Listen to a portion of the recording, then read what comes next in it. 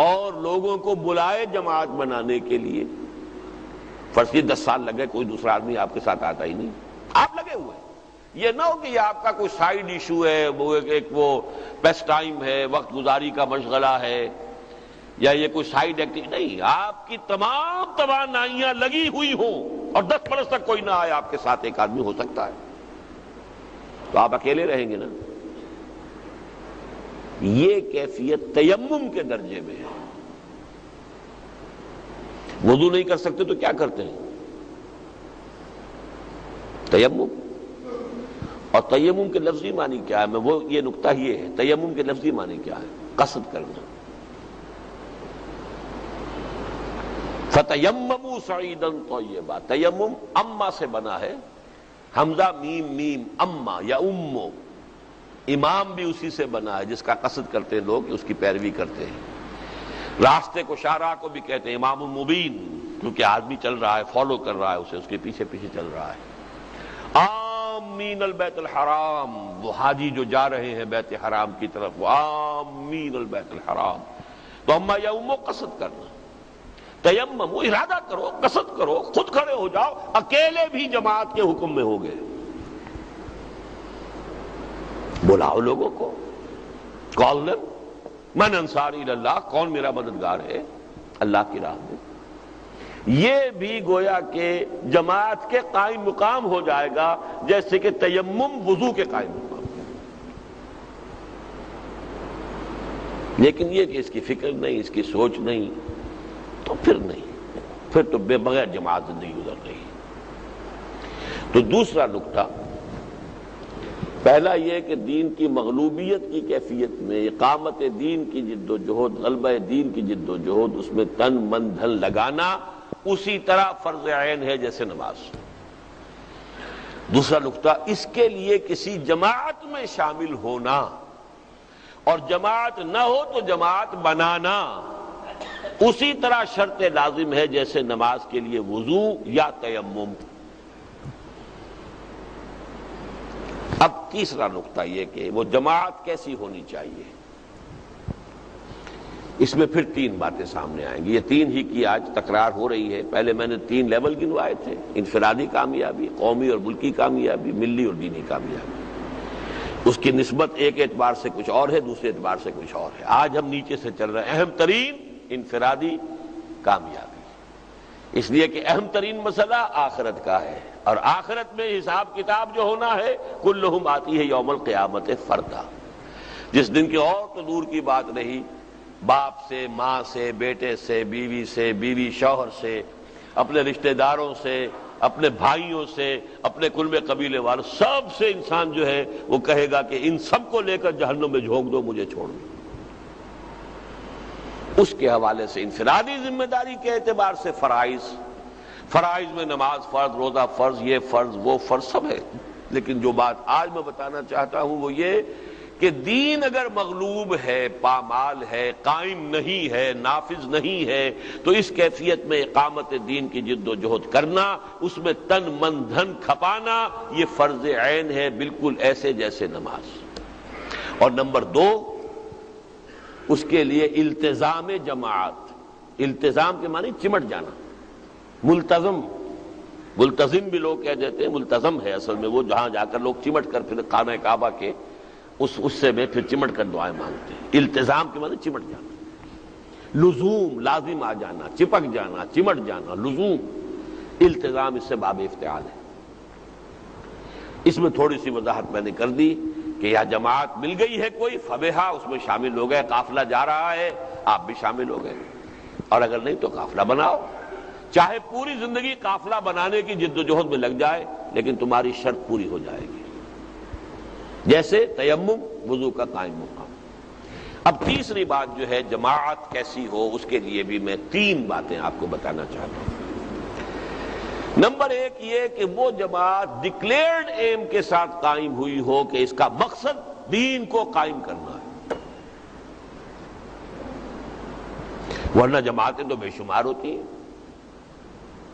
کوئی سیاسی جماعت ہے، کوئی سماجی ادارہ ہے، کوئی تدریسی تعلیمی تنظیم اور جماعت ہے، کوئی خدمت خلق کے لیے ہے، ایدھی ٹرسٹ ہے، آخر جماعت ہے، اس کا کتنا کچھ جو ہے پھیلاؤ ہے، کتنا کچھ نظم ہے، انتظام ہے، تعلیم گاہیں ہیں، ان کے بڑے چینز ہیں۔ سماجی، سیاسی، قومی، تدریسی، اصلاحی، ان ساری جماعتوں سے ہٹ کر کہہ رہا ہوں، ڈکلیئرڈ ایم یہ ہو کہ ہم اس لیے یہ جماعت بنا رہے ہیں کہ ہم آخرت کی نجات اور اللہ کی رضا کے لیے اپنے آپ کو اس دنیا میں دین کو غالب کرنے کی جد و جہد کے لیے وقف کر رہے ہیں۔ This is the first prerequisite of that جماعت۔ ورنہ یہ کہ آدمی کسی انجمن میں، کسی جماعت میں، کسی میں شامل ہو جائے اور سمجھے کہ وہ میری شرط پوری ہو گئی تو وہ مغالطہ رفع ہونا چاہیے۔ ڈکلیئرڈ ایم یہ ہو، کھلم کھلا، یہ نہیں کہ صاحب ہے تو ہمارے دلوں میں تو یہی ہے، زبانوں ذہنوں میں تو یہی ہے، ابھی اس کے کہنے کا وقت نہیں۔ It should be declared aim, clear aim، ہدف یہ ہو کہ اللہ کے دین کی جد و جہد، غلبے کی جد و جہد۔ نمبر 2 یہ کہ اس جماعت کا طریقہ کار بالکل واضح ہونا چاہیے۔ یہاں بھی ایک نقطہ پہلی مرتبہ آج میرے ذہن میں آیا ہے، یہ میں اپنے رفقا کے لیے بھی تو کچھ ضیافت طبع کا سامان جو ہے اس طریقے سے اللہ فراہم کرا دیتا ہے کہ وہ بھی یہ نہ سمجھے کہ ہم نے تو وہی کچھ سنا ہے جو ہمیشہ سنتے رہے۔ ایک عجیب نقطہ سامنے آیا ہے، دیکھیے بلائنڈ فیتھ صرف نبی پر ہو سکتا تھا۔ نبی کے لیے ہرگز ضروری نہیں تھا کہ وہ یہ بتائے کہ مجھے یوں کرنا ہے، یوں کرنا ہے، ایسے کرنا ہے، یہ مراتب ہوں گے، یہ مراحل ہوں گے، یہ حضور You have to have blind faith in him۔ وہ نبی ہے، اللہ اللہ خیر صلی اللہ، وہ معصوم ہے۔ کہیں اگر خدا نہ خواستہ کہیں کوئی امکان ہوا بھی غلط رخ پہ پڑنے کا، اللہ سیدھا کر دے گا، معصوم ہے۔ آپ اپنا ہاتھ اس کے ہاتھ میں دیجئے، فارغ۔ اب کوئی اور شخص اس پوزیشن میں نہیں ہے کہ آپ کہے کہ صاحب بس میں نے تو اس کو مان لیا۔ اگر یہ کیا تو گویا کہ یہ شرک فی النبوت ہو جائے گا۔ وہ بتائے کہ کیا کام کرنا چاہتا ہے، کیسے کرنا چاہتا ہے، کیا فلسفہ ہے، کیا اس کے سامنے طریقہ کار پیش نظر ہے، کیا مراحل ہیں، ہر مرحلے کے پری ریکویزٹس کیا ہیں، وہ کیسے ایک مرحلے سے دوسرے مرحلے میں جائے گا۔ دس از ڈیفینیٹلی پری ریکویزٹ۔ نبی کے لیے ضروری نہیں تھا۔ نبی اس پر نبوت پر ایمان لائے، اور یہ ایمان بالغیب ہے۔ ھدی للمتقین الذین یؤمنون بالغیب ویقیمون الصلاۃ ومما رزقناہم ينفقون۔ ایمان میں سب سے پہلی شے ہی ایمان بالغیب ہے۔ نبی پر ایمان کے بعد بس جدھر لے جائیں، دور مال حق حیث دار، جہاں بھی وہ لے کے جانا چاہیں جائیے۔ اور یہاں میں لفظ استعمال کر رہا ہوں جان بوجھ کر، بلائنڈ فیتھ۔ نبی کے بعد اگر کسی کے ساتھ یہ رشتہ ذہناً یا جذباتی اعتبار سے استوار کر لیا، یہ شرک فی النبوت ہو جائے گا، گویا کہ آپ نے اس شخص کو بھی کسی درجے میں نبوت میں شریک کر لیا، شعوری یا غیر شعوری طور پر۔ جیسے امامت معصومہ کا تصور میرے نزدیک شرک فی النبوت ہے۔ کوئی انسان معصوم نہیں، کوئی انسان مفترض الطاعہ نہیں ہے۔ وہ کہے کہ پرسنلی میرا رائٹ ہے کہ تم میری اطاعت کرو، نو، ہو آر یو؟ آپ کو دلیل لانی پڑے گی کتاب و سنت سے، اور کم سے کم یہ کہ یہ ثابت کرنا ہوگا یہ کتاب و سنت کے منافی نہیں ہے۔ کم سے کم جو شے کتاب و سنت کے منافی نہیں ہے وہ مباح ہے، ٹھیک ہے، اس میں ہم آپ کی اطاعت کا عہد کرتے ہیں۔ سماعت فی المعروف دائرے میں ہو، مباحات کے دائرے میں۔ کوئی شخص ذاتی حیثیت میں کلیم نہیں کر سکتا کہ میں مطاع ہوں، میں مطاع مطلق ہوں، میرا حکم ماننا پڑے گا، نو۔ اگر کر لیا یہ پھر وہی شرک فی النبوت کا لفظ استعمال کر رہا ہوں۔ اسی لیے میں کہا کرتا ہوں، یہ آپ حضرات کے علم میں شاید ہوگا بہت سے ہمارے رفقا کے، کہ امامت معصومہ کا تصور 87.5% نبوت ہے۔ بس بچ گیا ہے، 12.5% کی کمی ہے، اس لیے اس کے اوپر حکم نہیں لگا ہے کہ نبوت کا دعویٰ ہے یا نبوت کا عقیدہ ہے۔ اسی لیے اہل تشیع کو ان کی تکفیر کا کوئی اجماعی فتویٰ کبھی نہیں ہو سکا۔ مختلف علماء نے اپنی رائے بھی ظاہر کی، اجماع نہیں ہو سکا کبھی۔ قادیانیوں کا ہو گیا، انہوں نے نبی کا لفظ استعمال کر لیا، بہت سہولت سے ہو گیا۔ لیکن 87.5% میں کیسے کاؤنٹ کرتا ہوں؟ 4 اوصاف ہیں لازمی نبی کے۔ نبی معمور من اللہ ہوتا ہے، وہ خود نہیں بنایا جا سکتا، نہ خود بنتا ہے، نہ لوگ انہیں چنتے ہیں، وہ خود معمور من اللہ ہے۔ وہ مفترض الطاعہ ہے، ذاتی حیثیت میں اس کی اطاعت لازم ہے۔ وہ معصوم عن الخطا ہے، غلطی کا صدور اس سے نہیں ہو سکتا، اور اس پر وحی آتی ہے۔ 4 ہو گئے، 25% ہر ایک کو کاؤنٹ کر لیجئے۔ امامت معصومہ کا جو تصور ہے اس میں وہ معمور من اللہ ہے، 25% ہو گئے۔ مفترض الطاعہ ہے، 50% ہو گئے۔ وہ معصوم عن الخطا ہے، 75% ہو گئے۔ وحی تو نہیں وہ کہتے کہ ان پر آتی ہے، لیکن کہتے ہیں کہ وحی کے اصل مفہوم کو صرف وہ جانتے ہیں۔ قرآن کو انٹرپریٹ کرنے کا صرف انہیں حق ہے، کسی اور کو حق نہیں۔ تو میں 12.5% اس کا شامل کر کے 87.5% کہتا ہوں اس کو۔ لیکن چونکہ اس تک نہیں پہنچا نبوت تک، اس لیے اس گرفت میں نہیں آیا، کاگنیزیبل آفنس نہیں بنا۔ قادیانیوں کا آفنس کاگنیزیبل ہو گیا۔ بہرحال دوسری بات جو میں نے عرض کی، جماعت کیسی ہو؟ ڈکلیئرڈ ایم ہو اس کا کہ وہ اقامت دین، غلبہ دین کی جد و جہد کے لیے قائم ہوئی ہے۔ اس کے حوالے سے میں اس وقت، چونکہ میں نے ایک لفظ اوریاں پہلے بھی استعمال کیا ہے، آج کچھ باتیں اوریاں کر ہی دی جائیں۔ میں آپ سے صاف یہ بات بتا دینا چاہتا ہوں کہ کم سے کم پاکستان کی حد تک سوائے 2 جماعتوں کے کسی تیسری جماعت کا ڈکلیئرڈ ایم یہ نہیں۔ ایک جماعت اسلامی، اس کا دستور لیجئے، اس کا پورا پڑھیے، یہ مقصد وہ ہے اس کا، قائم ہوئی اسی کام کی۔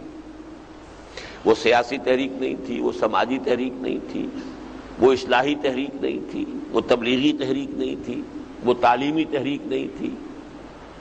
ان تمام سے ہٹ کر اقامت دین کی جد و جہد، حکومت الہیہ کا قیام، نظام خلافت کا قیام، جو بھی آپ کہہ لیں، وہ تو یہ کہ ایک ہی شے کی تعبیر کے لیے الفاظ مختلف ہو سکتے ہیں۔ نظام مصطفیٰ کہہ لیں، نظام اسلام کہہ لیں، دین محمد کہہ لیں، دین اللہ کہہ لیں، یہ دین محمد بھی ہے، دین اللہ بھی ہے۔ اذا جاء نصر اللہ والفتح ورأیت الناس يدخلون فی دین اللہ افواجا، یہ دینی بھی ہے، میرا بھی دین ہے۔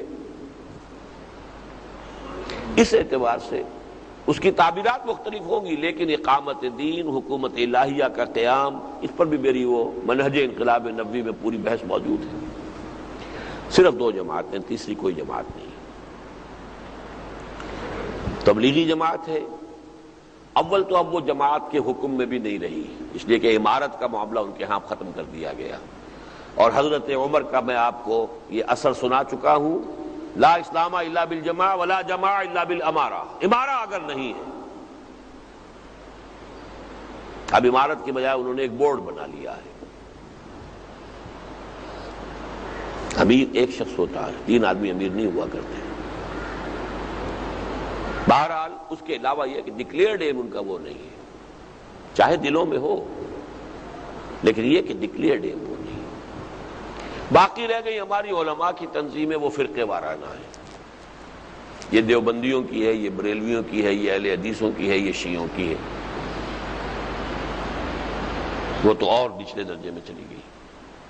صرف 2 جماعتیں ہیں، جماعت اسلامی اور تنظیم اسلامی، تیسری کوئی جماعت پاکستان میں اقامت دین کے ڈکلیئرڈ مقصد کے لیے قائم نہیں ہوئی۔ اگرچہ آج خبر سنی ہے کہ مولانا فضل الرحمان صاحب نے اعلان کیا ہے کہ اب ہم انتخابی سیاست کو تج رہے ہیں۔ وہ تج رہے ہیں یا انتخابی سیاست نے انہیں تج دیا ہے، بات تو ایک ہی ہے۔ اب ہم جو ہے انقلابی جد و جہد سے کام کریں گے، چلیے اچھا ہے، ہم تو اسے بھی ویلکم کہیں گے، لیکن قائم وہ اس کام کے لیے نہیں ہوئے تھے۔ یا تو ایک نئی جماعت بنائے اس مقصد کے لیے کہ اب ہمیں صرف اقامت دین اور غلبہ جد و جہد دین کی یہ جماعت بنانی ہے، ٹھیک ہے۔ کسی جماعت کو یہ حق حاصل ہے کہ وہ کہے بس انا ولا غیری، بس میں ہی میں ہوں اور کوئی ہے ہی نہیں، وہ نبی کی جماعت ہوتی تھی۔ اب نبوت نہیں ہے یہ کوئی نہیں کہہ سکتا۔ میں آپ سے کہہ رہا ہوں، میں تنظیم اسلامی کا امیر ہوں، تنظیم اسلامی میں نے قائم کی ہے، میرا خون پسینہ اس کی بنیادوں میں ہے، لیکن میں کہہ رہا ہوں جماعت اسلامی بھی اسی مقصد کے لیے قائم ہوئی تھی۔ لیکن یہ کہ تیسرے نمبر پر آج جو میں نے بتایا، آج کی خبر ہے، دیکھیں کب تک قائم رہتے ہیں۔ وہ تو حالات کے حوالے سے سیاسی لوگوں کے رخ جو ہے وہ بدلتے رہتے ہیں۔ پہلی بات میں نے عرض کی کہ ڈکلیئرڈ ایم ہو اقامت دین کا۔ دوسرا، طریقہ کار واضح ہو۔ مولانا مودودی نے سن 40 میں یا 41 میں جماعت قائم کی، سن 40 میں انہوں نے وہ تقریر کی تھی اسلامی حکومت کیسے قائم ہوتی ہے، اسٹریچی ہال علی گڑھ، اپنا پورا نقشہ، ایک صالح جماعت کی ضرورت نامی کتابچہ، اور اسلامی حکومت کیسے قائم ہوتی ہے۔ ان دونوں میں انہوں نے اپنا پورا جو ہے اسپیل کر دیا، اس کو واضح کر دیا، بیان کر دیا، اس طور سے کر دیا۔ یہ دوسری بات ہے، یہ میری رائے ہے، کوئی اس کو صحیح سمجھے نہ سمجھے، میری کتابیں اس موضوع پر موجود ہیں، تحریک جماعت اسلامی ایک تحقیقی مطالعہ وغیرہ، کہ پاکستان بننے کے بعد وہ بھی 2 سال 3 سال اسی رخ پر رہے ہیں، لیکن سن 51 میں الیکشن کے میدان میں آ کر اب ایک پولیٹیکل پارٹی کی شکل اختیار کر لی۔ یہ میری رائے ہے۔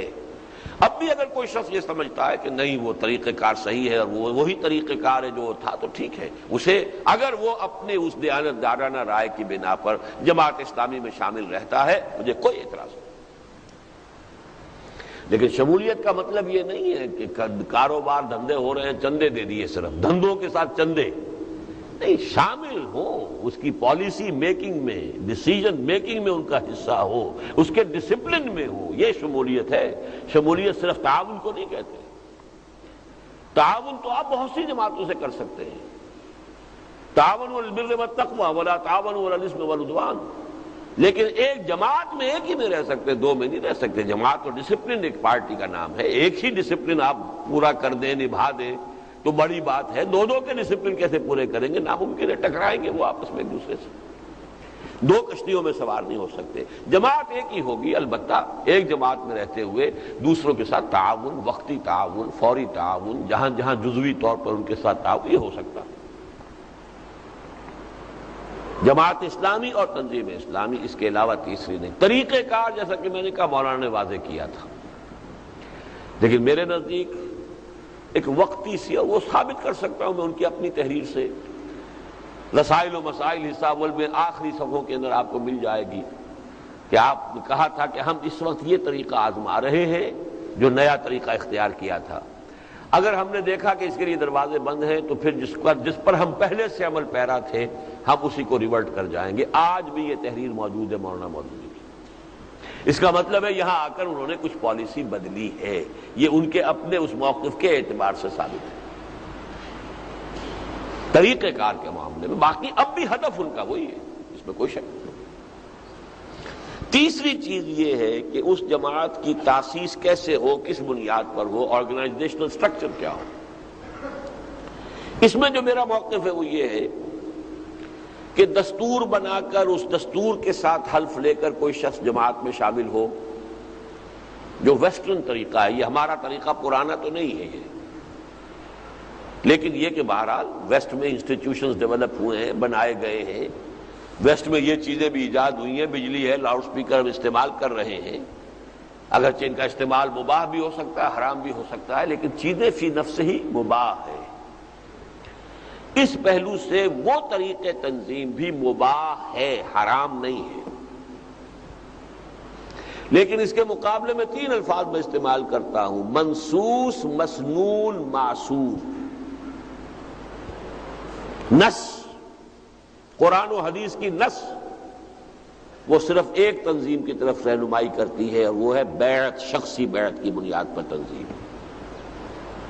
سنت، آپ کا تعامل، آپ کا طرز عمل، وہ بھی بیعت۔ جو آیا اسلام لایا، اس نے اسلام کی بیعت کی۔ جو اب منظم ہو رہے ہیں تو سم و طاعت کی بیعت ہے۔ کہیں اگر سرفروشی کا مرحلہ آ گیا ہے کہ یہاں سب کے سب ہلاک ہو جائیں گے، بھاگیں گے نہیں، تو بیعت رضوان ہو رہی، بیعت ہی بیعت ہے۔ خلافت ہو رہی ہے تو بیعت۔ پھر معصور اثر کہتے ہیں، ہم اپنی پوری تاریخ کے اندر چلے آئیے، آثار جو ہیں، تو خلافت قائم ہوئی تو بیعت پر۔ حضرت حسین میدان میں آئے چیلنج کرنے کے لیے اس وقت کے نظام کو، تو بیعت کی بنیاد پر۔ عبداللہ ابن زبیر آئے تو بیعت کی بنیاد پر۔ گویا کہ ہماری پوری تاریخ میں تنظیم کا ایک ہی طریقہ ہے، اور وہ منصوص بھی ہے، مسنون بھی ہے، معصور بھی ہے، وہ بیعت کا، شخصی بیعت، کہ جس شخص کے ساتھ اتفاق ہو، جس شخص کے طریقہ کار کے ساتھ متفق ہو جائیں، اور اس پر آپ کو اعتماد بھی ہو۔ دل کو چیر کر تو آپ دیکھ نہیں سکتے، لیکن اس کے ماضی کو دیکھیں، اس کے مشاغل کو دیکھیں، جتنی بھی اپنی توجہ ہو سکتی ہو ممکن اس کو چھان پھٹک کر لے، اس کے بعد اگر قابل اعتماد نظر میں آئے تو اس کے ہاتھ میں ہاتھ دے کر بیعت کر کے۔ اور یہ طریقہ ہے تنظیم کا، جماعت سازی کا، جو منصوص ہے، یعنی قرآن اور حدیث کی نصوں میں موجود ہے، نصوص میں۔ مسنون ہے کہ حضور کی پوری سیرت میں، اس کی سنت میں آپ کو نظر آتا ہے۔ معصور ہے، ہماری پوری تاریخ کے اندر یہی تعامل رہا ہے، سوائے اس صدی کے کہ یہاں انگریز کی آمد کے بعد جو نظام بنے ہیں وہ پھر دستوری قسم کی جماعتیں بھی بنی ہیں، جیسے جماعت اسلامی ہے، وہ بھی مباح ہے، وہ حرام کے درجے میں نہیں۔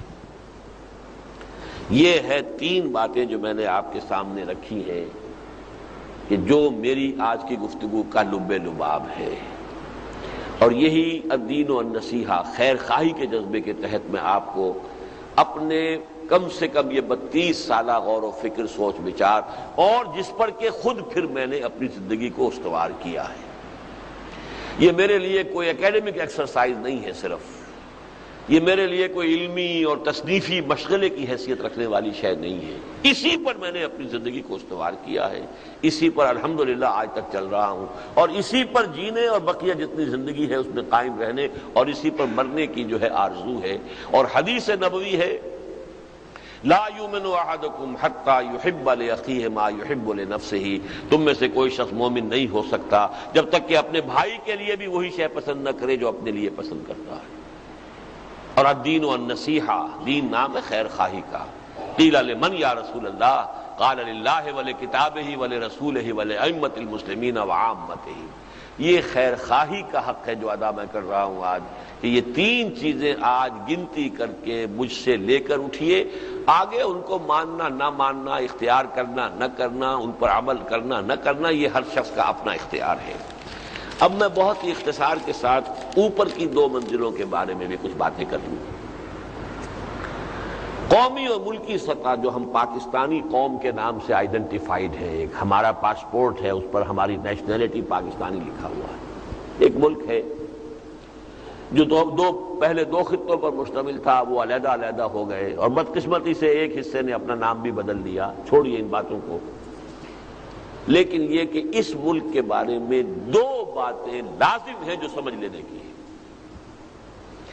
باقی سارے مسائل بھی اہم ہیں، اس کی معاشی کیفیت، اس کی مالی حیثیت، اس کے قرضوں میں بند جانا، اس کا اور معاملات کے اعتبار سے یہاں پہ اخلاق کا دیوالہ نکل جانا، یہاں پہ غبن اور خیانت کا وہ بازار گرم ہونا کہ جس کی شاید دنیا میں اب کہیں اور نظیر نہ مل سکے، یہ ساری اپنی جگہ پر ہے۔ ہمارا لٹریسی پرسنٹیج اتنا کم ہے، یہ ساری چیزیں اپنی جگہ۔ ان میں سے کسی کو میں نہیں کہتا کہ یہ کوئی غیر حقیقی یا غیر اہم مسائل ہیں، لیکن 2 باتیں ہیں کہ جو ہے جڑ کی باتیں، جن کو سمجھ لینا چاہیے، اور ان پر پوری تفصیل سے تو میری کتاب استحکام پاکستان کے نام سے موجود ہے۔ پہلی بات یہ کہ اس ملک کے وجود میں آنے کے لیے جڑ اور بنیاد سوائے اسلام کے نعرے کے اور کچھ نہیں۔ لفظ نعرہ استعمال کیا، میں نے یہ نہیں کہا اسلام تھا، نہیں، اسلام کا نعرہ۔ اس میں پوری بحث ہو جائے گی کہ مسلم لیگ کو دینی جماعت نہیں تھی، مسلم لیگ کی قیادت کوئی پریکٹسنگ مسلمز پر مشتمل نہیں تھی، علماء کی حیثیت اگر تھی تو وہ ثانوی معاونین کی تھی، مددگاروں کی تھی، وہ اس کی قیادت میں شامل نہیں تھے۔ اب میں پوری بحث میں نہیں جانا چاہتا، لیکن یہ کہ اگر نعرہ یہ نہ لگتا کہ پاکستان کا مطلب کیا لا الہ الا اللہ، تو نہ 1946 میں مسلم لیگ کو وہ کامیابی حاصل ہو سکتی تھی جس کے بنا پر وہ پورے ہندوستان کے مسلمانوں کی واحد نمائندہ جماعت قرار پائی، نہ پاکستان وجود میں آ سکتا۔ باقی وہاں بھی 3 لیولز علیحدہ ہیں، وہ تفصیل سے میں نے بحث کی ہوئی ہے، وہ کتاب میری ہو سکتا ہے بہت سے احباب نے نہ پڑھی ہو یا نہ ان کے علم میں آئی ہو، تو میں نے تفصیل سے بیان کیا۔ استحکام پاکستان وہ کتاب پڑھنے کی ہے، اس لیے کہ ظاہر بات ہے کہ ملکی مسائل سے بھی ہم قطع تعلق نہیں کر سکتے۔ یہ کشتی کے مانند ہے، یہ ڈوبتی ہے تو ہم ڈوبتے ہیں نا، چاہے اس کا ہماری آخرت سے تعلق نہیں ہے، دنیا سے تو ہے۔ آپ کی ساری زندگی لگ رہی ہے اپنی اولاد کو بہتر سے بہتر پوزیشنوں میں پہنچانے کی اور اچھی سے اچھی بلڈنگیں چھوڑ کر جانے کی، یہ سارا جو ہے غرق ہو جائے گا کہ نہیں ہو جائے گا؟ یہ ملک اگر غرق ہو گیا، کون آ کے آباد ہوں گے یہاں پہ کیا معلوم؟ کتنے ہی لوگوں نے جو بڑے بڑے محل بنائے تھے ڈھاکہ کے اندر، اور پھر ان میں سے کتنے لوگ ہیں کہ جو نکلے ہیں وہاں سے بمشکل جو ہے بتن کے کپڑے لے کر، اور کتنے ہیں جو آج بھی وہاں کنسنٹریشن کیمپ کے اندر پڑے ہوئے ہیں، کیا پتا کیا ہو۔ تو یہ ڈی فیکٹو اصل مسئلہ آخرت کا ہے، اس کی تو میں بات کر چکا۔ یہ ملک ڈوبتا ہے تب بھی اور رہتا ہے تب بھی، اصل مسئلہ ہمارا آخرت کا ہے۔ لیکن دنیاوی اعتبار سے ہماری ساری سوچ جو ہے جس کی پرگرد ہے، لیکن وہ ہم اپنے ذاتی مکان بنا لینے کو، بنگلے بنا لینے کو، کاروبار جما لینے کو یہ دیکھ رہے ہیں، یہ نہیں دیکھ رہے کہ جس کشتی میں یہ سب کچھ رکھ رہے ہیں۔ میں باہر جا کر کہتا ہوں تم یہاں پہ محنتیں کر رہے ہو، دن رات کی کوششیں سعودی عرب میں کر رہے ہیں، فلاں جگہ کر رہے ہیں، یہاں کر رہے ہیں، امریکہ میں کر رہے ہیں، اور کما کما کے جو ہے دن رات خون پسینہ ایک کر کے پاکستان بھیج رہے ہیں۔ میں نے کہا جس جہاز میں یہ سب کچھ وہاں رکھ رہے ہیں وہ جہاز ڈوب گیا تو کیا ہوگا؟ تو ایک بات اچھی طرح جان لیجئے کہ وی کانٹ افورڈ کہ ہم اس سے سرے سے لا تعلق ہو جائیں، نہیں۔ مجھ پر کوئی دن ایسا نہیں گزرا آج تک کہ میں اس سے لا تعلق رہا ہوں ذہناً یا عملاً۔ لیکن ایک بات یہ کہ اس ملک کے وجود میں آنے کا ذریعہ اسلام کا نعرہ تھا، اور اس ملک کے بقا اور استحکام کی بنیاد صرف اسلام ہوگا، لیکن حقیقی اور عملی اسلام۔ نعرہ اس کو سسٹین نہیں کر سکتا۔ نعرہ کون؟ نعرہ اپنی افادیت کھو چکا۔ ایک دفعہ اس نعرے میں باسی کڑھی کے اندر ابال آ گیا تھا 1977 میں نظام مصطفیٰ تحریک میں، اب وہ باسی کڑھی بھی گئی، اب وہ نعرہ نہیں چلے گا۔ حقیقی اسلام ہو، عملی اسلام ہو، وہ سسٹین کرے گا، وہ سپورٹ کرے گا، اللہ کی مدد آئے گی، اللہ کی نصرت آئے گی، یہ سب کچھ ہوگا، ورنہ تمہاری داستان تک بھی نہ ہوگی داستانوں میں۔ اس صدی میں 2 عظیم سلطنتیں ختم ہو گئی۔ In the very beginning, first world war کے بعد دی گریٹ آٹومان امپائر، سلطنت عثمانیہ ختم۔ یہ بوسنیا اور یہ البانیہ میں کیا ہو رہا ہے؟ یہ سب کا سب اسی کے باقیات و صالحات ہیں نا۔ یہ تو سارے علاقے شامل تھے سلطنت عثمانیہ میں۔ کتنا بڑا چنک تھا مشرقی یورپ کا، پورا شمالی افریقہ، پورا مغربی ایشیا ایک سلطنت تھی۔ یا کبھی ہوا کرتی تھی سلطنت روما جس میں کہ تینوں یہ بر اعظموں کے حصے تھے، یا پھر سلطنت عثمانیہ تھی۔ نام و نشان ختم۔ ایک ملک ترکی رہ گیا، کچھ آبادیاں ہیں جو یورپ کی مختلف ملکوں، اور ابھی recently U S S R gone with the wind. تو پاکستان کس کھیت کی مولی ہے؟ آدھا تو ویسے ہی گیا، نام بدل چکا اپنا، باقی جو ہے اب حالات جو ہو رہے ہیں، کس بے بسی کا عالم ہے اس وقت۔ یا بے بسی کا عالم مجھے یاد ہے سن 71 کا، ہماری ایئر فورس مفلوج ہو گئی تھی۔ کیوں ہو گئی تھی؟ یہ اواکس طیارے جو بعد میں امریکہ نے دیے ہیں سعودی عرب کو بھی اور ادھر ادھر، وہ اس قسم کے ہیلی کاپٹرز رشیا نے دے دیے تھے بھارت کو، وہ فضا میں ہر وقت رہتے تھے اور ہمارے ہوائی جہاز جنبش بھی کرتے تھے تو ان کے علم میں ہوتا تھا۔ لہذا ایئر فورس جو سن 65 میں جو بھی بہرحال ہم نے مقاومت دکھائی، اس کا سب سے بڑا جو ہے وہ ایئر فورس کا حصہ تھا، وہ مفلوج ہو گئی۔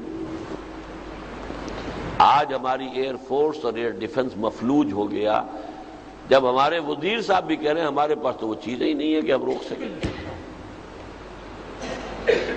وہ تو 60,000 فیٹ کی بلندی پر یا 1,00,000 فٹ کی بلندی پر تھا، نہ اس کو ڈیٹیکٹ کرنے کے ہمارے پاس حالات ہیں اور نہ یہ کہ اس کو کہیں اس کو چیک کرنے کا ہے۔ حالانکہ یہ احمقانہ بیان ہے، انہیں یہ بیان نہیں دینا چاہیے تھا، لیکن یہ بے بسی کا عالم ہے۔ اس کا کیا اثر ہوگا پوری قوم کی نفسیات کے اوپر، غور کرنے کی بات۔ تو یہ کوئی انہونی بات نہیں ہے جو میں کہہ رہا ہوں، اور میرا اپنا تجزیہ، میرا اپنا ٹائم ٹیبل تو یہ ہے کہ اللہ تعالیٰ نے پہلے 25 برس دیے تھے مہلت کے، اور اس کے بعد ایک کوڑا اللہ کے عذاب کا پڑا، اور ہمارے 95,000 قیدی بنے ہندو کے، جن میں سے 43,000 ریگولر ٹروپس تھے۔ فوج، پاکستان کی فوج، سپاہی سے لے کر جرنیل تک اس ہندو کی قید میں آئے جس پر کہیں 600 برس، کہیں 800 برس، کہیں 1000 برس حکومت کی تھی۔ تو بڑا کوڑا بھی آ سکتا، اس کے لیے کیا کیا جائے؟ اب اس کے لیے کوئی شخص کسی اپنی اور سمجھ کے مطابق کام کر رہا ہو، اپنی انالیسس کے مطابق کام کر رہا ہو۔ میرے نزدیک چونکہ اس ملک کی بقا کا دار و مدار حقیقی اسلام پر ہے، لہذا اقامت دین کی جد و جہد میں جو وقت میں لگا رہا ہوں وہ استحکام پاکستان کی جد و جہد میں بھی لگا رہا ہوں۔ مجھ سے زیادہ خوش قسمت انسان کون ہوگا جو ایک تیر سے 3 شکار کر رہا ہو؟ سب سے بڑا شکار میری اپنی عاقبت ہے۔ اگر میں اپنا تن من دھن لگا دوں اس اقامت دین کی جد و جہد میں تو فلاح اخروی ہے، میرا اصل ہدف وہ ہے، اصل ٹارگٹ وہ ہے۔ لیکن میرے نزدیک یہی میرے اس ملک کی بقا کا، اس کے استحکام کا، اس کے لیے واحد بنیاد ہے، کوئی اور بنیاد ہے ہی نہیں۔ تو میں جو یہ کام کر رہا ہوں اسی میں گویا کہ میں اپنے اس وطن کا حق ادا کر رہا ہوں۔ یہ نوٹ کر لیجئے، یہ بھی دینی مسئلہ ہے۔ جس راستے سے آپ چلتے ہیں اس کا بھی آپ پر حق ہو جاتا ہے، حدیث ہے۔ اس راستے کا حق ہے کہ اگر کوئی ایذا والی شے پڑی ہوئی ہے تو اسے ہٹا کر اس راستے کو صاف کر دیں، یہ آپ پر حق ہے چونکہ آپ اس راستے پر چل رہے ہیں۔ تو جس زمین پر ہم آباد ہیں، جس ملک کی جو بھی بہرحال اس کی اللہ تعالیٰ کی طرف سے جو بھی کچھ یہاں عطا ہوا ہے اس سے بہرہور ہو رہے ہیں تو اس کا حق ہے، لیکن اس کے استحکام کا بھی راستہ یہی ہے، کوئی اور راستہ نہیں۔ آپ بھیک مانگتے رہیے، آپ وہ F-16 کے لیے کرتے رہے، وہ اپنی جگہ پر ہے، اعدوا لہم ما استطعتم، وہ اپنی جگہ پر ہے۔ یہ سب کچھ زیرو کے درجے میں ہوگا اگر یہاں اسلام نہ آیا، یہ ملک نہیں رہے گا۔ اور اس میں بڑا تلخ شعر ہے کوثر نیازی کا، اب ان کی شخصیت ذرا بہرحال فوت ہو گئے ہیں، اللہ تعالیٰ ان کی خطاؤں سے درگزر فرمائے، لیکن کوئی ایک زمانہ تھا ان کی شاعری، اس میں وہ تحریکی اور انقلابی رنگ تھا۔ اسلام کو گر تیری فضا راس نہ آئے، اے میرے وطن تجھ کو کوئی آگ لگائے۔ یہ ذرا شاعرانہ جذبات کی بات ہے، لیکن یہ کہ واقعتاً ہمارے لیے تو اصل شے تو پھر اسلام ہے، دین ہے۔ البتہ یہ ملک ایسا ہے سلمان ابن اسلام کے طریقے پر کہ جیسے حضرت سلمان فارسی سے جب نام پوچھتے تھے عرب لوگ، وہ تو تھے چونکہ ایرانی، کہ آپ کا نام کیا ہے؟ وہ کہتے سلمان، ایک لفظ۔ عربوں کا رواج یہ جب تک باپ کا نام نہ آئے تو نام پورا نہیں ہوا۔ سلمان ابن، سلمان کس کے بیٹے ہیں؟ وہ کہتے تھے سلمان ابن اسلام، میں اسلام کا بیٹا ہوں۔ واحد ملک ہے پاکستان جو اسلام کا بیٹا ہے، لیکن بہت بڑی تباہی آئے گی یہاں، خدا نہ خواستہ بہت بڑی تباہی آئے گی۔ 1000 سالہ جو بھی انتقامی جذبات ہندو کے ہیں، بھارت میں کانگریس بہت کمزور ہو گئی، یہ تو بڑی بات ہے، آج تک وہ موجود تو ہے، کسی نہ کسی درجے میں حکومت میں بھی ہے. پاکستان تو کم کے اندر مسلم لیگ جو ہے ختم ہو چکی تھی، قائم ہوتے ہی وینش ہو گئی تھی، ڈیزالو ہو گئی تھی. بہرحال اس کو چھوڑ دیجئے، لیکن وہاں اب single largest political group B J P کا ہے. اس کے مقاصد علم نشرہ ہے، شیو سینا ہے اس کی سپورٹر اور الائی ہے. ان کے مقاصد، ان کے نظریات بالکل واضح ہیں. کیا حشر ہوگا، اس بات کو ذہن میں رکھیے. یہ ہے دوسری سطح. اس کا بھی اگر کوئی حل ہے تو یہ ہے کہ یہاں اسلام قائم ہو. قائم خود تو نہیں ہو جائے گا، اس کی جد و جہد کرنی ہوگی. جد و جہد اس طرز پہ کرنی ہوگی جس طرز پر کہ محمد رسول اللہ نے کی تھی صلی اللہ علیہ وسلم. وہ منہج انقلاب نبوی جو میں نے بیان کیا ہے وہ میرا طریقہ، اس پر غور کیجئے، اس پر سوچ بچار کیجئے. وہ بات رہ گئی تھی وہاں جا کے میں نے کہا 2 ہی جماعتیں ہیں اقامت دین کے ڈکلیئرڈ آبجیکٹو کے ساتھ قائم ہوئی، ایک جماعت اسلامی اور ایک تنظیم اسلامی. جماعت اسلامی کے 2 چھوٹے چھوٹے پیمفلیٹس مولانا مودودی کے، اسلامی حکومت کیسے قائم ہوتی ہے اور ایک سارے جماعت کی ضرورت ہے. ان میں انہوں نے اپنا طریقہ کار بنیادی طور پر بیان کر دیا تھا. چینج کی ہے پاکستان میں آ کر، اس کا ثبوت میں انہی کی تحریر سے، ان کے حوالے سے آپ کو دے رہا ہوں. لیکن یہ ہے کہ ہم نے اپنا پورا طرز عمل جو ہے 400 صفحے کی کتاب میں بیان کر دیا ہے، سیرت النبی سے ماخوذ کر کے. یہ طریقہ ہے، پورا انالیسس سیرت النبی کا، منہج انقلاب نبوی کتاب پڑھیے آپ. بہرحال آخری جو سطح ہے وہ ہے دینی اور ملی. اس اعتبار سے بھی چونکہ ان دنوں میں میری کچھ باتیں سامنے آتی رہی ہیں اخبارات کے ذریعے سے بھی، پھر اس میں استہزاء بھی ہوتا ہے، تمسخر بھی ہوتا ہے، کچھ اور طرح کی جو نمک مرچ لگا دی جاتی ہے. دیکھیے ملت کی سطح پر اور دین کی سطح پر بھی ایک عمل ہے جو بہت جلد اپنے تکمیلی مرحلے کو پہنچنے والا ہے. وہ تکمیلی مرحلے سے مراد کیا ہے؟ پہلی بات قرآن سے سمجھیے کہ حضور کو بھیجا گیا غلبہ دین کے لیے. هو الذی ارسل رسولہ بالہدی ودین الحق لیظہرہ علی الدین کلہ، 3 دفعہ قرآن میں آیا. دوسری بات یہ کہ حضور کو بھیجا پورے عالم انسانیت کے لیے، 5 دفعہ آیا یہ مضمون. اور سب سے نمایاں آیت یہ ہے وما ارسلناک الا کافۃ للناس بشیرا ونذیرا. تو حضور کے مشن کی تکمیل اس وقت ہوگی جب کل روئے ارضی پر اللہ کا دین قائم ہو جائے. تاریخ ادھر جا رہی ہے، اس کی پیشن گوئیاں صریح احادیث میں موجود ہیں. نوید خلافت کے عنوان سے ہم نے وہ لاکھوں کی تعداد میں وہ 4 ورقہ جو ہے پھیلایا ہے. اب مجھے معلوم نہیں آج یہاں کہیں ہے یا نہیں، دستیاب ہو سکتا ہے یا نہیں، لیکن جو صاحب بھی چاہیں گے ان کے لیے ہم وہ کہیں نہ کہیں سے فراہم کریں گے، ہماری لوکل تنظیموں کے ذریعے سے، تنظیم کے رفقا کے ذریعے سے. کہ قیامت سے قبل، چونکہ بات قیامت سے شروع ہوئی تھی، قیامت آنی ہے اور پھر ہمارا محاسبہ ہونا ہے، اصل ہمارا مسئلہ وہ ہے، وہاں سے بات شروع ہوئی تھی. قیامت سے پہلے اس پورے روئے ارضی پر اللہ کا دین غالب ہوگا، خلافت علی منہاج النبوت کا نظام قائم ہوگا. اس کے لیے جو خوشخبریاں ہیں حضور نے دی ہیں صریح، وہ ہم نے احادیث کی صورت میں عام کی نوید خلافت کے روح سے. اور یوں سمجھیے تیسرے اعتبار سے کہ حضور نے فرمایا کہ میرے بعد اب اللہ تعالیٰ اس دین کی حفاظت کا انتظام جو کرے گا اس میں یہ بھی ہے کہ ہر صدی میں مجددین امت کو پیدا کرتا رہے گا. ان لا یبعث فی هذه الامة علی راس کل 100 عام من یجدد لها دینها. 14 صدیوں کے مجددین، اب نام گنوانا جو ہے وہ اس کے میں وقت لگ جائے گا، لیکن یہ کہ بہرحال یہ نوٹ کر لیجئے کہ پہلے 1000 برس کے مجددین سارے عالم عرب میں آئے. 11ویں صدی، 12ویں صدی، 13ویں صدی، 14ویں صدی کے مجددین ہند میں پیدا ہوئے.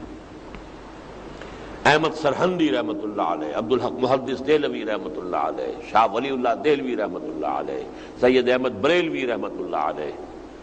14ویں صدی میں شیخ الہند جیسا مجاہد حریت، علامہ اقبال جیسا مفکر، مولانا مودودی جیسا مصنف، مولانا الیاس جیسا مبلغ، پوری دنیا میں ان کے برابر کا، ان کی سطح کا، ان کے سٹیچر کا، ان کی قد و قامت کا کوئی شک موجود نہیں. یہ انڈیکیشنز ہیں، 400 ایئرز انڈیکیشنز، ہسٹوریکل انڈیکیشنز۔ 15ویں صدی شروع ہو گئی، 17 برس اس کے جا چکے، 18ویں میں اب ہم ہیں۔ 15ویں صدی کا مجدد، یہ گمان کی بات ہے، خیال کی بات ہے، وہی ہوں گے جنہیں اہل تشیع کہتے ہیں، امام مہدی کے وہ ان کے 12ویں امام تھے، روپوش ہیں۔ حقیقت میں وہ بھی مجدد ہوں گے، جیسے یہ مجدد اپنی اپنی صدیوں میں پیدا ہوتے رہے۔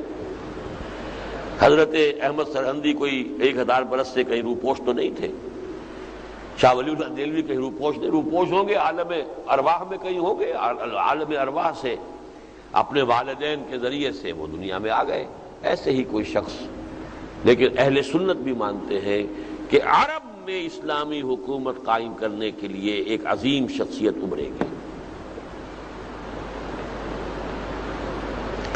دوسری طرف اس کی حکومت قائم کرنے کے لیے، مضبوط کرنے کے لیے، مستحکم کرنے کے لیے مشرق سے اور خاص طور پر خراسان کی طرف سے فوجیں آئیں گی۔ یہ عجیب حقائق ہے، ذہن میں رکھیے۔ عرب قوم من حیث القوم کھوکھلی ہو چکی ہے۔ 2 اسباب ہو گئے اس کے کھوکھلے ہونے کے۔ ایک تو وہ مغرب کے بہت قریب تھی، یورپ کے بالکل قریب، یورپ کے اثرات اس پر سب سے پہلے پڑے۔ میڈیٹرینین جس کو ہم سمندر کہہ دیتے ہیں، سی، بحیرہ روم، وہ کیا ہے؟ ایک بڑی سی خلیج ہے، کیا ہے اس کے؟ بحیرہ کیا ہے اس کا؟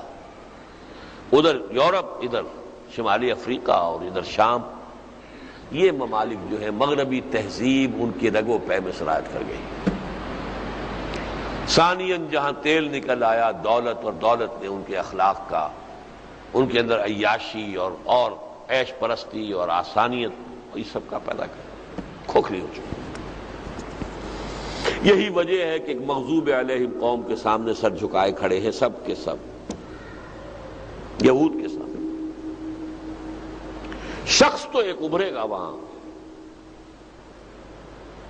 لیکن اس کے لیے مدد یہاں سے جائے، مشرق سے۔ میرے عرب کو آئی ٹھنڈی ہوا جہاں سے، میرا وطن وہی ہے، میرا وطن وہی ہے۔ خراسان کے بارے میں حدیث آئی، وہ بھی ہمارے اسی کتابچے میں موجود ہے۔ یخرج من خراسان رایات سود لا یردها شیء حتی تنصب بإیلیا۔ خراسان سے سیاہ علم چلیں گے، انہیں کوئی لوٹا نہیں سکے گا، رخ پھیر نہیں سکے گا، یہاں تک کہ وہ ایلیا میں یعنی یروشلم میں جا کے نصب ہو جائیں گے۔ گویا کہ یروشلم ہمارے ہاتھ سے نکل چکا ہوگا، آج وہ کیفیت ہے۔ پہلی مرتبہ نکلا تھا، عربوں کے ہاتھوں سے نکلا تھا نا، واپس کس نے لیا تھا؟ عرب نہیں لے سکے تھے، کرد خون تھا گرم، صلاح الدین ایوبی رحمت اللہ علیہ۔ اب پھر نکل گیا، پھر کس کے ہاتھ سے نکلا؟ عربوں کے ہاتھوں سے نکلا۔ 67 وار، 6 days وار، اردن کی بھی پٹائی ہو گئی اور مصر کی بھی ہو گئی اور شام کی بھی ہو گئی اور یروشلم بھی گیا اور یہ سارے گولان ہائٹس بھی گئے اور ویسٹ آف جارڈن بھی گیا، سینائی بھی گیا تھا، وہ تو انہوں نے واپس لے لیا۔ تو واپس مانا صلح مان کے نیچے ہو کر، تب مانا تسلیم کر کے، لیکن یہ کہ یہ پھر واپس لیں گے، لیکن لینے والے عرب نہیں ہوں گے، خراسان۔ اور خراسان وہ علاقہ ہے، ایک بڑا علاقہ تھا یہ، کہ جس کا ہارٹ ہے موجودہ افغانستان۔ کچھ علاقے پاکستان کے، ایک تھوڑا سا چنک ہے جو اب بھی خراسان کے نام سے ایران میں ہے، صوبہ جس میں ابھی حال ہی میں بہت بڑا زلزلہ آیا تھا، خراسان، یہ آپ نے اخبارات میں پڑھا ہوگا۔ وہ چھوٹا سا ایک کونا ہے ایران کا، اور وہ ایک صوبہ ہے۔ اور یہ ہے در حقیقت، اور کچھ جو ہے یہ جو روسی ترکستان سے، روسی USSR کی تحلیل کے بعد آزاد ہوئی ہیں، اس کے علاقے ہیں۔ یہ خراسان بزرگ، the greater Khorasan of the time of the prophet صلی اللہ علیہ وسلم، یہاں ہوگا جو ہونا ہے۔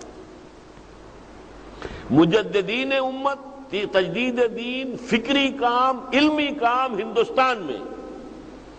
اور یہ جو بھی کچھ ہوا ہے جہاد افغانستان کا، 15 لاکھ آدمی جس قوم نے دے دیے ہیں، ظاہر بات ہے کہ جو قوم مرنے کے لیے تیار ہو جائے، جس نے مرنا سیکھ لیا ہو، جو موت کے ساتھ کھیل سکتی ہو، پھر اس کو کوئی شکست نہیں دے سکتی۔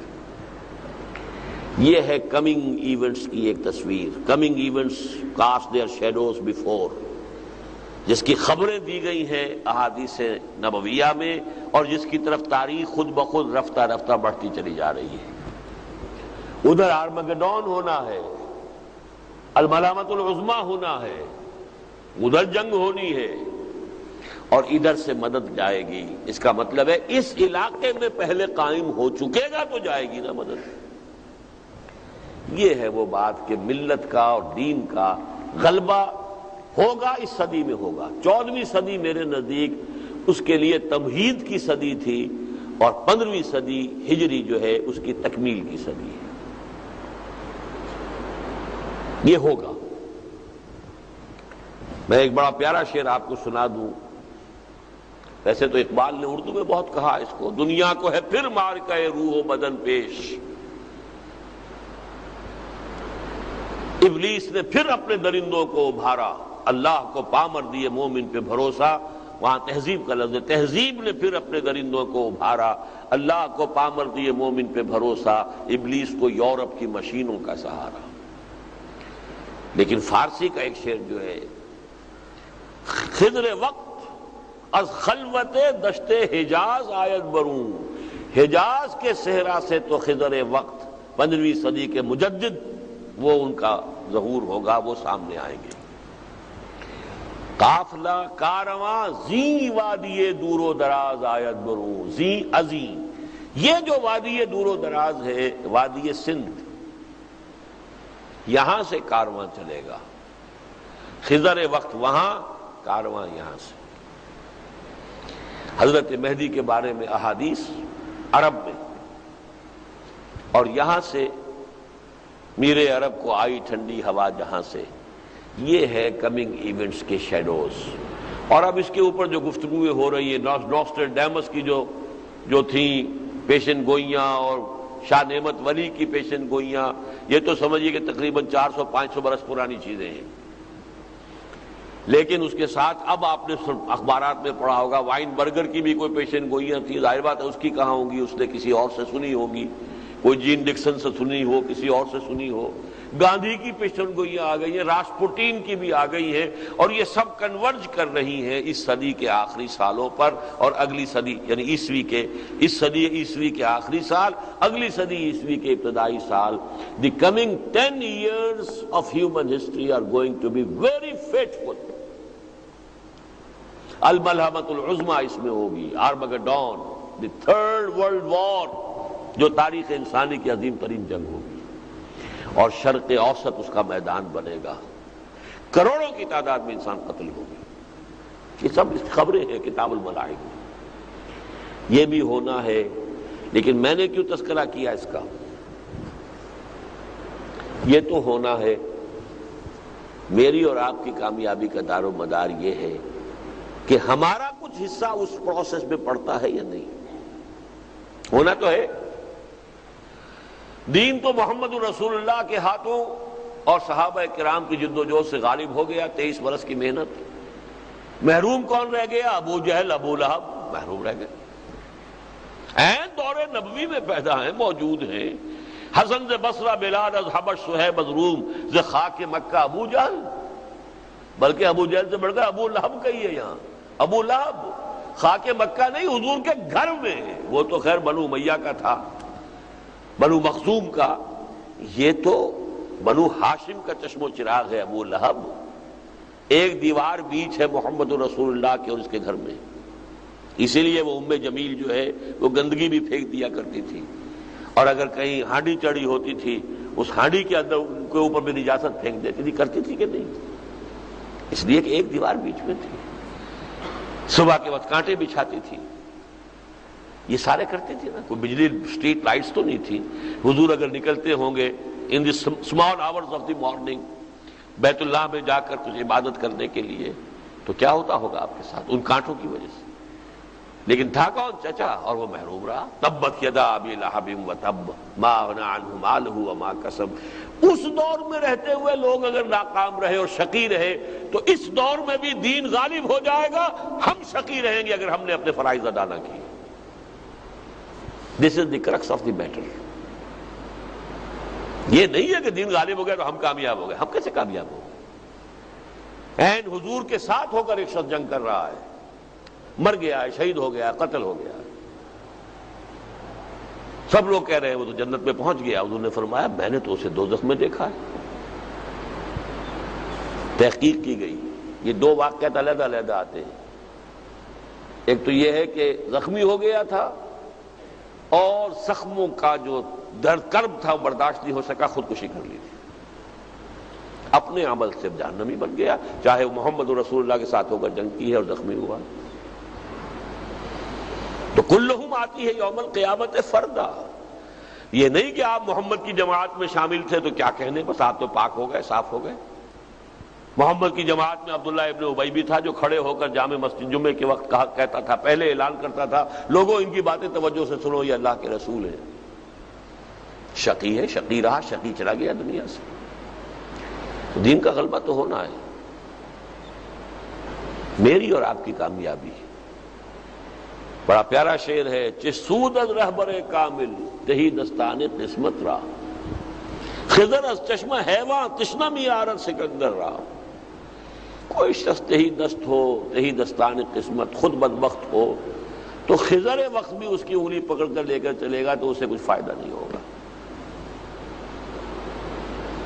کہ چشمہ حیواں تک پہنچا کر بھی حضرت خضر سکندر کو واپس لے آئے، پانی نہیں پینے دیا، وہاں پہنچا تو دیا تھا. چسود از رہبر کامل تہی دستان قسمت را، کیا فائدہ. خضر از چشمہ حیواں تشنمی آرد سکندر را.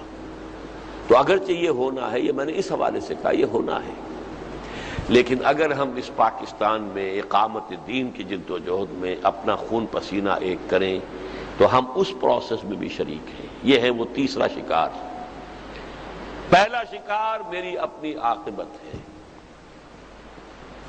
اس کے لیے میں نے ساری شروع جو کیا تو یہیں سے کیا. کلہم آتی ہے یوم القیامت فردا، لا یسأل حمیم حمیما یبصرونہم یود المجرم لا یفتدی من عذاب یومئذ ببنیہ وصاحبتہ واخیہ وفصیلتہ التی تؤویہ ومن فی الارض جمیعا ثم ینجیہ کلا یوم یفر المرء من اخیہ وامہ وابیہ وصاحبتہ وبنیہ لکل امرئ منہم یومئذ شأن یغنیہ. وہ ہے ہمارا اصل ہدف. اس کے لیے فرائض دینی، باقی سارا آپ کو معلوم ہے، مجھ سے بھی بہتر معلوم ہوگا. نماز کے یہ فرائض ہیں اور فلاں یہ فرائض ہیں، سب جو کمی رہ گئی اب میں نے بیان کی. ایک دین کی مغلوبیت کی کیفیت میں اس کو غالب کرنے کی جد و جہد. اولاً تو یہ سمجھ میں آ جائے بات تو بہت اچھا ہے کہ اولین فرض عین یہ ہے. نماز بھی اس کے لیے درکار ہے، روزہ بھی اس کے لیے درکار ہے، انفاق بھی اس کے لیے درکار ہے. اولین یہ ہے. ورنہ کم سے کم یہ تو سمجھیں کہ جیسے نماز فرض عین ہے ویسے ہی فرض عین. نمبر 2، جیسے نماز کے لیے وضو شرط ہے ایسے ہی اس فرض کی ادائیگی کے لیے التزام جماعت شرط ہے. ہاں، اور جیسے وضو کے ساتھ تیمم ہو سکتا ہے اگر کسی شخص کو کسی جماعت پر کوئی اعتماد نہیں، اس میں یہ خرابی ہے، اس میں یہ غلطی ہے، اس میں یہ چیز صحیح نہیں ہے، ٹھیک ہے خود کھڑا ہو جائے، اپنا تن من دھن اپنی پوری جد و جہد. سن 65 سے لے کر 75 تک 10 برس میں نے جد و جہد کی ہے، تب تنظیم اسلامی قائم ہوئی. میں بغیر جماعت نہیں تھا اس وقت بھی، اس لیے کہ میں جماعت بنانے کی جد و جہد کر رہا ہوں. وہ تیمم ہے میرا، تیمم کے معنی قصد کرنا ہے. تو جماعت ہو یا جماعت کا قصد موجود ہو. اور نمبر 3، وہ جماعت 3 شرطیں پوری کرے. نمبر 1، ڈکلیئرڈ ایم آف اقامت دین. نمبر 2، اس کا طریقہ کار بالکل واضح ہو، معین کرے کہ یہ طریقہ کار ہے. نمبر 3، البتہ میں نے کہا کہ جدید قسم کی جمہوری دستوری تنظیمیں بنانا بھی مباح ہے، لیکن منصوص مسنون معصور بنیاد اس اقامت دین کی جد و جہد کے لیے قائم ہونے والی جماعت کی وہ بیعت سمع و طاعت فی المعروف ہے. یہ تقاضے ہم پورے کریں تو ہماری عاقبت اپنی سنورے گی. اس ملک کے بھی بقا اور استحکام میں کچھ نہ کچھ حصہ ہماری طرف سے بھی پڑ جائے گا۔ اصل یہی ہے۔ اور وہ عالمی غلبہ اسلام، دین کی جو اس دنیا کے اندر، دین کی دنیا میں آخری اور کامل کامیابی جو ہے، اس میں بھی ہمارا حصہ شامل ہو جائے گا۔ اقول قولی ھذا واستغفر اللہ لی ولکم ولسائر المسلمین والمسلمات۔ اب دلانا چاہتا ہوں کہ یہ وہی فریضہ ہے جو حدیث نبوی کے مطابق حضور صلی اللہ علیہ وسلم خود فرمایا کرتے تھے کہ میری اور تمہاری مثال ایسے ہے کہ ایک آگ کا الاؤ ہے، ایک گڑھا ہے جسے تم گرا چاہتے ہو، اور میں تمہیں تمہارے کپڑے پکڑ پکڑ کے بچانے کی کوشش کر رہا ہوں۔ آج کی اس گفتگو کے بعد ڈاکٹر صاحب نے جس شرح و بس کے ساتھ اپنی زندگی کی فکر کا نچوڑ آپ کے سامنے بیان کیا ہے، جن لوگوں کے دل میں یہ تڑپ پیدا ہوئی ہے کہ وہ اس قافلے کو جوائن کریں، اس گول کو اچیو کرنے کے لیے اقامت دین کی جدوجہد سبھی یہاں پہ اس محفل کے بعد مسنون بیعت کی محفل ہوگی۔ جو لوگ ڈاکٹر صاحب سے اس سلسلے میں بیعت کرنا چاہتے ہیں وہ یہیں رہیں تاکہ یہ سلسلہ جامع سکے۔ یہ بھی ہماری بڑی خوش قسمتی ہے کہ ڈاکٹر صاحب ابھی چند دن اور ہیں یہاں کراچی میں، اور ڈاکٹر صاحب کے 2 مزید پروگرام ہیں جن کے بارے میں آپ کو اطلاع کرنا چاہتا ہوں، تاکہ آپ جو حضرات مزید ڈاکٹر صاحب سے کچھ مزید مستفید ہونا چاہیں، اپنے ذہن میں کوئی اشکالات اور دور ہو جائیں، تو ایک تو آج شب کو بعد نماز مغرب مسجد شاداب ہے، یہ جو کہہ لیجیے علاقہ ہے، کیا نام ہے، گلشن اقبال کے ٹرافک ایریا، عائشہ منزل سے جب پانی جانے پڑتے ہیں تو وہاں پہ ایک بڑا مشہور علاقہ ہے طاہر بلا کے نام سے، وہاں پہ راؤنڈ اباؤٹ ہے، وہ گلوب بھی بنا ہوا ہے، وہاں سے سیدھے آپ مڑ کے کوئی اینٹوں پر لا کے راستے میں شاداب مسجد، ڈاکٹر صاحب کا آج وہاں درس قرآن کا پروگرام ہے بعد نماز۔ اسی طرح دوسرا پروگرام ہے کل شب 8:30 بجے شام آئی بی اے آڈیٹوریم میں، شہر کا آئی بی اے ہے، مکی مسجد کے قریب، گارڈن کے قریب، وہاں پہ دعوت عام ہے، خطاب عام ہے، رات کو 8:30 بجے۔ یہ 2 پروگرام ہیں جن میں ڈاکٹر صاحب خطاب فرمائیں گے۔ میری آپ سے گزارش ہے کہ آپ تشریف لائیں۔ اس کے علاوہ 2 مزید اعلانات ہیں، 3 اعلانات ہیں۔ سب سے پہلے یہ کہ ہماری تنظیم کا ایک سلسلہ ہے مسلسل تربیت کا ہوگا، اس پہ دینی معلومات دی جاتی ہے۔ جو بھی حضرات تنظیم کو جوائن کرتے ہیں ان کے لیے شروع میں 1 ہفتے کا ایک کورس کیا جاتا ہے جو انشاءاللہ 6 جولائی سے لے کے 12 جولائی تک ہوگا، یہی اسی مسجد میں۔ یہ کل وقتی تربیت گاہ ہوتی ہے، جو حضرات اس میں شامل ہونا چاہیں وہ وہاں مکتوب اپنا نام لکھوا دیں۔ نمبر 2، ہماری تنظیم کی ایکٹیویٹیز کو ریفلیکٹ کرنے کے لیے ہمارے کچھ جرائم ہیں، کچھ وسائل ہیں۔ اس میں سب سے اہم اس وقت جو ہے وہ ندائے خلافت۔ یہ ندائے خلافت اب پہلے تو یہ 15 دن کے بعد نکلتا تھا، اب یہ ہفتہ وارہ ہوا، اور یہ اس کا تازہ ہمارا بھی یہاں موجود ہے مکتبے پہ، اس کو آپ حاصل کر سکتے ہیں۔ اسی طرح نوید خلافت کا کتاب تھا، وہ تمام احادیث کا ذکر ڈاکٹر صاحب نے فرمایا، اس کا کتاب سے بھی یہاں مکتبے موجود ہے۔ اب جو حضرات ایک علامات ہے، اب مجھے خیال ہو رہا ہے کہ ہم سے یہ کوتاہی ہوئی ہے کہ ہم نے کھانا نہیں کھلایا آپ لوگوں کو، تو سیرت النبی کے مطابق پورا عمل نہیں کیا۔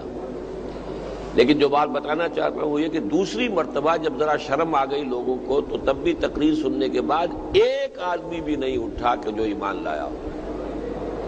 صرف لے دے کے حضرت علی رضی اللہ تعالیٰ عنہ کھڑے ہوئے، وہ پہلے ہی سے ایمان لائے ہوئے تھے۔ انہوں نے کھڑے ہو کر کہا کہ اگرچہ میں سب سے چھوٹا ہوں، اور اگرچہ میری ٹانگیں پتلی ہیں، اور اگرچہ میری آنکھیں دکھتی ہیں، لیکن میں آپ کا ساتھ دوں گا۔ اور پورا مجمع کھلکھلا کر ہنس پڑا کہ یہ چلے ہیں دنیا کی تقدیر بدلنے اور یہ ان کے ساتھی ہیں، ایک بچہ ہے، لاغر ہے، کمزور ہے، بیمار ہے۔ لہذا اگر آج کے اس اجتماع میں کوئی ایک شخص بھی نہ اٹھتا اور اس میں شرکت کے لیے پیش قدمی نہ کرتا تب بھی کوئی بات ایسی نہیں تھی، لیکن یہ کہ متعدد حضرات نے اگر فیصلہ کیا ہے، اللہ تعالیٰ اسے ان کے حق میں بھی مبارک کرے، تنظیم کے حق میں مبارک کرے، اس ملک کے حق میں مبارک کرے، دین کے حق میں مبارک کرے۔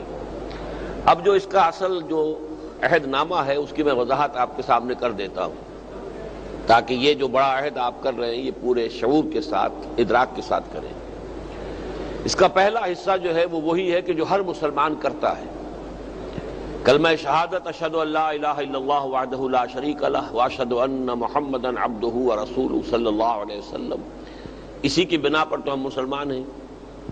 پھر استغفار اور توبہ کہ اللہ اب تک جو خطائیں ہو گئی ہیں معاف فرما دے، آئندہ کے لیے عہد کرتا ہوں خلوص دل کے ساتھ کہ کوئی تیرے حکم کی خلاف ورزی نہیں کروں گا۔ یہ کام تو ہر مسلمان کرتا ہے، آج ذرا اسے شعوری طور پر ذہن میں تازہ کرتے ہوئے ان کلمات کو دہرائیے گا۔ دوسرے حصے میں اللہ سے ایک عہد ہے، انی اعاہد اللہ، میں اللہ سے عہد کرتا ہوں، ان اہجر کل ما یکرہہ، ہر اس چیز کو چھوڑ دوں گا جو اسے ناپسند ہے، وَأُجَاهِدَ فِي سَبِيلِهِ، اور جہاد کروں گا اس کی راہ میں جہد استطاعتی، اپنے مقدور بھر، وَأُنفِقَ مَالِي وَأَبْذُلَ نَفْسِي، اپنا مال بھی کھپاؤں گا، جان بھی کھپاؤں گا، لِإِقَامَةِ دِينِهِ، اس کے دین کو قائم کرنے کے لیے، وَإِعْلَاءِ كَلِمَتِهِ، اس کے کلمے کی سربلندی کے لیے۔ یہ عہد اللہ سے ہے، یہ بیع و شرع ہے۔ ان اللہ اشترى من المؤمنین انفسهم واموالهم بان لهم الجنہ، اللہ نے اس کی قیمت دینی ہے۔ اللہ کے ہاتھ آپ اپنے آپ کو بیچ رہے ہیں، اپنے آپ کو، اپنی جانوں کو، اپنے مال کو اللہ کے ہاتھ بیچ رہے ہیں، یہ بیع ہے۔ یہ آیت ختم ہوتی ہے فاستبشروا ببیعکم الذی بایعتم بہ، خوشیاں مناؤ، یہ بیع جو تم نے کی ہے اس سے زیادہ نفع والی کوئی اور بیع نہیں ہو سکتی۔ تیسرا حصہ ہے جو مجھ سے متعلق ہے، میرے اور آپ کے مابین ایک معاہدہ ہے، وَلِأَجْلِ ذَلِكَ، اس مقصد کے لیے، اقامت دین کی جد و جہد کے مقصد کے لیے، اُبَایِعُکَ، میں آپ سے یہ عہد کر رہا ہوں، بیعت کر رہا ہوں، عَلَى السَّمْعِ، کہ آپ کا ہر حکم سنوں گا۔ کیا معنی؟ جماعتی نظم کے ساتھ وابستہ رہیں گے تو تمام احکام، تمام فیصلے جو بھی اجتماعی ہوں گے وہ آپ تک پہنچیں گے۔ اگر پتا بھی درخت کے ساتھ جڑا ہوا ہے تو جڑ سے جو غذا آ رہی ہے وہ پتے تک بھی پہنچ رہی ہے۔ پتا جڑ سے کٹ گیا، اس درخت سے ہٹ گیا تو اب وہ کمیونیکیشن ختم ہو گئی، اب وہ پتا درخت کا حصہ نہیں ہے۔ تو پیوستہ رہنا، پیوستہ رہ شجر سے امید بہار رکھ، پیوستگی ہو کہ اجتماعات ہو رہے ہیں، یا جیسے ابھی تذکرہ ہوا تنظیم کے آرگنز ہیں، میرے جمعے کے خطبات ہیں، ان کے کیسٹس ہیں، جو بھی ذرائع ہیں آج کے کہ جس سے مجھ سے آپ کا ذہنی تعلق قائم رہے۔ آپ جو مجھ سے بیعت کر رہے ہیں تو میری بات، میرے فیصلے، میری آراء آپ تک کیسے پہنچیں گی اگر آپ ان چیزوں کے ساتھ جڑے نہ رہے؟ تو یہ تو ہے سمع کا تقاضا، وَالطَّاعَةِ فِي الْمَعْرُوفِ، اور اگر کوئی حکم جو میرا ہے شریعت کے خلاف ہے تو نہیں ماننا، لیکن مباح کے دائرے میں ہے تو ماننا پڑے گا۔ فی العسر والیسر، چاہے تنگی ہو اور چاہے آسانی ہو، والمنشط والمکرہ، چاہے آپ کی ذاتی طور پر جو ہے طبیعت آمادہ ہو، چاہے اپنی طبیعت پر جبر کرنا پڑے۔ فرض جو ہے وہ طبیعت پر جبر کر کے بھی ادا کرنا پڑتا ہے۔ اگر آپ کی طبیعت آمادہ نہیں ہے نفل نہ پڑھیے، کوئی آپ کے اوپر محاسبہ نہیں، بلکہ ہدایت ہے کہ مت پڑھو۔ فرض چاہے طبیعت آمادہ ہو یا نہ ہو پڑھنا ہی پڑھنا ہے، وہ تو ہے فی المنشط والمکرہ۔ ہاں نوافل میں یہ ہے کہ طبیعت آمادہ ہے، انشراح ہے تو ضرور ادا کرے ورنہ نہ کرے۔ تو فی العسر والیسر والمنشط والمکرہ وعلی عثرۃ علی، اور چاہے مجھ پر دوسروں کو ترجیح دے دی جائے۔ یہ میں نہیں کہوں گا میں تو آپ کا پرانا ساتھی ہوں، اتنے سال پرانی میری سٹینڈنگ ہو گئی ہے اور آپ نے نو وارد کو امیر بنا دیا، نہیں، یہ اختیار جو ہے گویا کہ جو شخص بیعت کر رہا ہے وہ میرے حوالے کر رہا ہے۔ وعلی عثرۃ علی وعلی اللہ انازل امرہ لہ، اور جنہیں آپ ذمہ دار بنا دیں گے ان کے بھی احکام سے اور ان کے معاملات سے ہم جھگڑیں گے نہیں۔ حالانکہ بیعت تو ان سے نہیں ہے، بیعت تو مجھ سے ہے، لیکن میں جس کو امیر بنا رہا ہوں اس کا حکم ماننا بھی اسی درجے میں ضروری ہے۔ جیسے کہ حضور نے فرمایا کہ من اطاع امیری فقد اطاعنی ومن عصى امیری فقد عصانی ومن اطاعنی فقد اطاع اللہ ومن عصانی فقد عصى اللہ.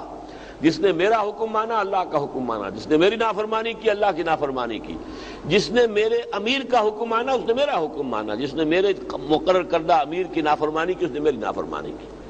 اور آخری بات اس بیت میں یہ ہے کہ وَعَلَىٰ أَنْ أَقُولَ بِالْحَقِّ أَيْنَمَا كُنتُ، حق بات ضرور کہوں گا جہاں بھی کہیں ہوں گا. لا أخاف فی اللہ لومۃ لائم، اور کسی ملامت کرنے والے کی ملامت کے خوف سے اپنی زبان بند نہیں کروں گا. یہ ہے وہ بیعت جو آپ مجھ سے کریں گے. پہلے دو حصے میں نے بیان کر دیا. بسم اللہ کیجئے، میرے ساتھ الفاظ دہراتے جائیے. بسم اللہ الرحمن الرحیم. ذرا بلند آواز سے پڑھیں. بسم اللہ الرحمن الرحیم. اشہد ان لا الہ الا اللہ وحدہ لا شریک لہ واشہد ان محمدا عبدہ ورسولہ صلی اللہ علیہ وسلم. استغفر اللہ ربی من کل ذنب واتوب الیہ توبۃ نصوحا. انی اعاہد اللہ ان اہجر کل ما یکرہہ واجاہد فی سبیلہ جہد استطاعتی وانفق مالی وابذل نفسی لإقامت دینہ وإعلاء کلمتہ ولأجل ذلک ابایعک علی السمع والطاعة فی المعروف فی العسر والیسر والمنشط والمکرہ وعلی اثرۃ علی وعلی اللہ انازع الامر اہلہ وعلی ان اقول بالحق اینما کنت لا اخاف فی اللہ لومۃ لائم. میں نے آپ کی یہ بیعت قبول کی. اللہ تعالیٰ آپ کو اس پر کاربند رہنے اور پورا اترنے کی توفیق عطا فرمائے. دعا مانگ دیجیے. الحمدللہ الذی ہدانا لہذا وما کنا لنہتدی لولا ان ہدانا اللہ. ربنا لا تزغ قلوبنا بعد اذ ہدیتنا وہب لنا من لدنک رحمہ انک انت الوہاب. یا مصرف القلوب صرف قلوبنا الی طاعتک. یا مثبت القلوب ثبت قلوبنا علی دینک. اللہم وفقنا لما تحب وترضى. اللہم وفقنا ان نجاہد فی سبیلک باموالنا وانفسنا. اللہم ارزقنا شہادۃ فی سبیلک. اللہم الف بین قلوبنا واجعلنا عبادک اخوانا. اللہم اغفر لنا ولآبائنا ولأمہاتنا ولجمیع المؤمنین والمؤمنات والمسلمین والمسلمات الاحیاء منہم والاموات انک سمیع مجیب الدعوات. اللہم اشف مرضانا مرضى المؤمنین والمؤمنات والمسلمین والمسلمات. وصلی اللہ تعالی علی خیر خلقہ محمد وآلہ واصحابہ اجمعین برحمتک یا ارحم الراحمین. آپ حضرات نے